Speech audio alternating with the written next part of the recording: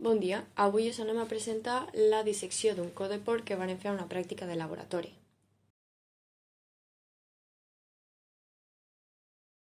Comencem amb la presentació de materials. Necessitem una safata, paper de filtre, òbviament escor, uns guants, per mantenir la higiene.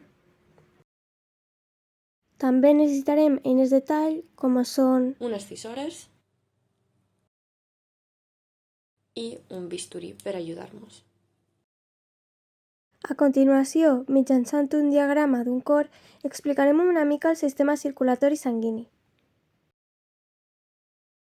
I diferenciem els dos ventricles separats per una barrera o septe, quedant-hi l'hemisferi dret i l'hemisferi esquerre. En referència al recorregut que fa la sang, entra per la vena cava superior inferior a l'aurícula dreta, després al ventricle dret i l'artèria pulmonar. La sang manca d'oxigen i s'oxigenarà als pulmons. Tornarà al cor per les venes pulmonars dretes i esquerres, a l'aurícula esquerra. Després, des del ventricle esquerre, passarà a l'artèria aorta i a tot el cos. Passem a la pràctica de laboratori, que era com es veia el cor realment. D'aquesta manera podrem observar l'anatomia anteriorment explicada. Comencem amb l'observació externa. Així es diferenciava l'hemisferi dret i l'hemisferi esquerre, que estaven separats pel septe. I aquesta seria la cara ventral del cor. Que és la més arrodonida. En aquesta foto, en canvi, és la cara dorsal. Més plana que l'anterior.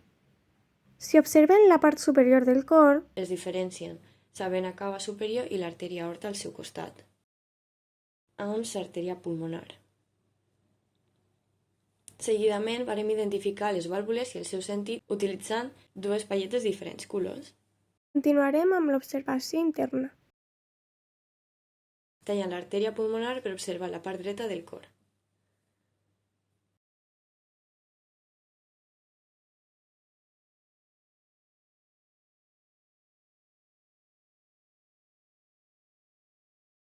Així és com es veia en realitat. La vàlvula tricúspide a baix i la vàlvula pulmonar a dalt.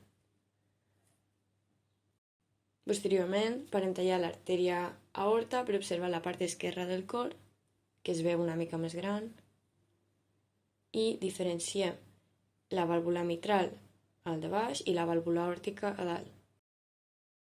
Aquest hemisferi és més gran i la musculatura és més gruixuda, ja que ha de bombejar la sang per tot el cos i no només cap als pulmons.